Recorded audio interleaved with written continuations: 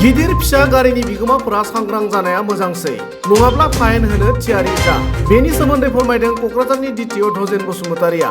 बिथाङा फोरमायनाय बादिब्ला जायफोरनाव दासिम मेनुएल एबा लेखा बिलाइनि ड्राइभिं लाइसेन्स आरो गारिनि आरसि दं अनलाइन जायाखै बिथांमोना बोहैथि दाननि 31 अक्ट'बरनि सिगां खालामनांगोन नङाब्ला मेनुएल ड्राइभिं लाइसेन्स आरो गारिनि आरसिआ इनभेलिड जागोन एबा सोलिनाय नंला। जायफोरा मेनुएल एबा लेखा बिलाइनि ड्राइभिं लाइसेन्स आरो गारिनि आरसि लानानै सालायो बिथांमोना 20,000 रां फाइन एबा जुरिमाना होनांगोन। बे फाइन लानाया 1 नभेम्बरनिफ्राय सोलिगोन। बेजों लोगोसे कमार्शियेल गारिनि बिथिङाव फिटनेस फेल जानाय गारिफोरखौ रेहाय बेसेनाव फिटनेस सार्टिफिकेट लानो थाखाय 1 दान बारायना होदों। बेयो बोहैथि दाननि 15 खालारसिम थागोन।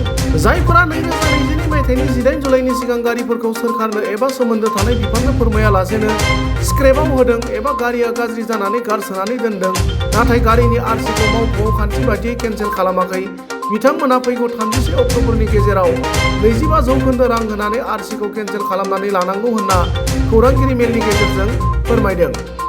মেনুৱেল ড্ৰাইভিং লাইচেন্স আছে কাগজৰ অনলাইন হোৱা নাই আৰু যিসকলৰ আৰচি গাড়ীৰ কাগজ অনলাইন হোৱা নাই তেওঁলোকে চলিত মাহৰ অৰ্থাৎ 2023 আমাৰ চলি আছে এতিয়া অক্টোবৰ মাহৰ 31 তাৰিখৰ আগে অনলাইন কৰি লওক। 3 মাহৰ কাৰণে এইটো সময় দিছিল। আমি বহুবাৰ ৰাইজৰ ওচৰত যাবলৈ চেষ্টা কৰিছোঁ, বহুতবাৰ আমি জনাই দিছোঁ, তথাপিও আজি আৰু মানে অনুৰোধ কৰিব খুজিছোঁ যে তেওঁলোকে সেইটো গুৰুত্ব সহকাৰে যাতে লয়। কথাটো হ'ল 31 অক্টোবৰ 2023 আগে সব মেনুৱেল আৰচি আৰু মেনুৱেল ড্ৰাইভিং লাইচেন্স সেইটো অনলাইন হ'ব লাগিব।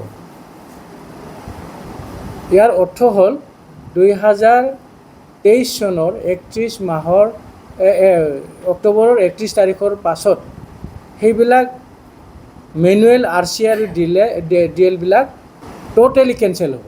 অক্টোবৰ মাহ শেষ হ'লে নৱেম্বৰ 1 তাৰিখৰ পৰা কোনোবা যদি মেনুৱেল ডিএল আৰু মেনুৱেল লাইচেন্স আৰু মেনুৱেল আৰচি লৈ গাড়ী চলায় তেতিয়াহ'লে তেওঁলোকে 20,000 পৰ্যন্ত ফাইন দিব লগা হ'ব পাৰে। গতিকে মই অনুৰোধ কৰিম তেওঁলোকে অনতিপলমে নিজৰ এই মেনুৱেল কাগজখিনি অনলাইন কৰি লওক। প্ৰথম কথা। দ্বিতীয় কথা, আমাৰ কমাৰ্চিয়েল গাড়ীবিলাকৰ চৰকাৰীভাৱে অসম চৰকাৰে এটা ভাল সুবিধা দিছে। এইটো আমি বহুত দিনৰ পৰা কৈ আছোঁ কিন্তু কিছুমানে জানিও অহা নাই। তো আজি আৰু জনাব খুজিছোঁ যিটো ফিটনেছ ফেইল আমাৰ কমাৰ্চিয়েল গাড়ীবিলাকৰ ফিটনেছ চাৰ্টিফিকেট থাকিব লাগে। তো কিছুমান গাড়ী বিনা ফিটনেছ তাৰমানে ফিটনেছ ফেইল হোৱাৰ পিছতো চলি আছে। তো বহু বছৰ এনেকুৱা ফিটনেছ ফেইল থকা গাড়ীবিলাক মানে তেওঁলোকে নিজেও জানে যে ফিটনেছ ফেইল হোৱাৰ পিছত একদিনত সাধাৰণতে 50 টকাকৈ ফাইন হয়। এতিয়া চৰকাৰে এটা সুবিধা দিছে, এইটো 3 মাহৰ কাৰণে লাগু কৰি দিছিলে।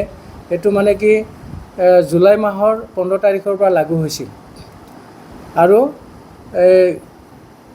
আপোনাৰ ছেপ্টেম্বৰ মাহৰ 15 তাৰিখলৈকে সেইটো 3 মাহৰ ভিতৰত সেইখিনি সুবিধা গ্ৰহণ কৰাৰ কাৰণে বাৰে বাৰে কোৱা হৈছিল আৰু চৰকাৰে এইটো সুবিধা দিছিল।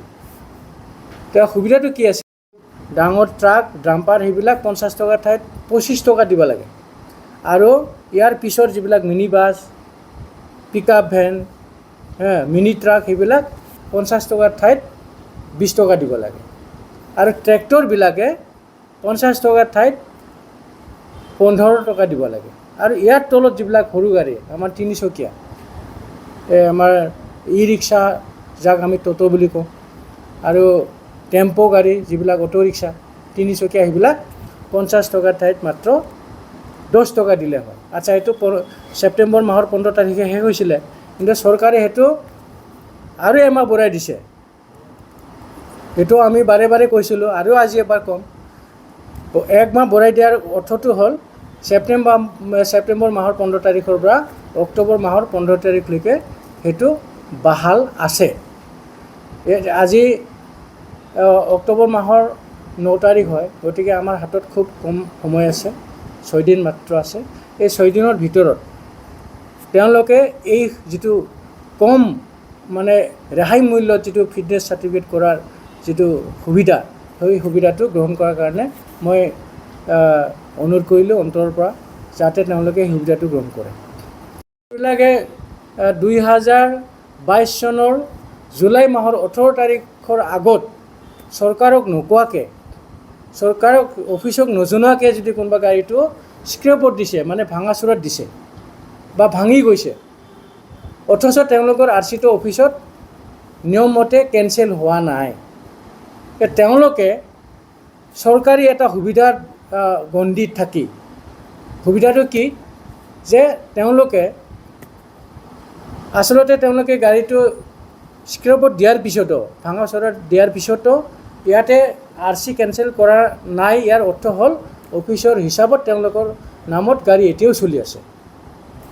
তো তেওঁলোকে অনতিপলমে অফিচত আহি পেলাই তেওঁলোকৰ RC টো কেঞ্চেল কৰাই ল'ব লাগে, আৰু সেইটো এই 31 অক্টোবৰলৈকে এই সুবিধাটো আছে।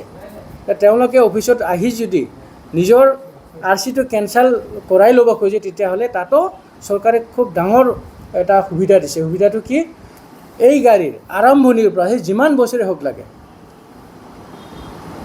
আজিলৈকে যিমান ফাইন হৈছে তাৰ ভিতৰত মাত্ৰ 25% জমা দিলে তেওঁৰ চব দায় দোষ মাপ, আৰু তেওঁৰ RC এইখিনি মানে ফিজখিনি জমা দিয়াৰ পিছত অফিচিয়েলি তেওঁলোকৰ RC চিৰদিনৰ কাৰণে কেঞ্চেল কৰি দিয়া হ'ব, আৰু তেওঁৰ কোনোদিন এনেকুৱা লেঠা নহ'ব। গতিকে এইখিনি কথা মই ৰাইজক অনুৰোধ কৰিছোঁ, তেওঁলোকে যেন এই চৰকাৰী সুবিধাখিনি গ্ৰহণ কৰে। ধন্যবাদ। কোকৰাঝাৰ ডিষ্ট্ৰিক্ট হিচাপে সৰু এখন ডিষ্ট্ৰিক্ট হয় এইটো, তাতে 1,03,000 অফিচিয়েল ৰেকৰ্ড মতে ইয়াতে মেনুৱেল ড্ৰাইভিং লাইচেঞ্চ চলি আছিলে, কিন্তু ইয়াৰ ভিতৰত আজিৰ তাৰিখত মাত্ৰ 5,000 আহিছে। ইয়াৰ অৰ্থ হ'ল 98,000 এতিয়াও মেনুৱেল লাইচেঞ্চ লৈ মানুহবিলাকে গাড়ী চলি আছে।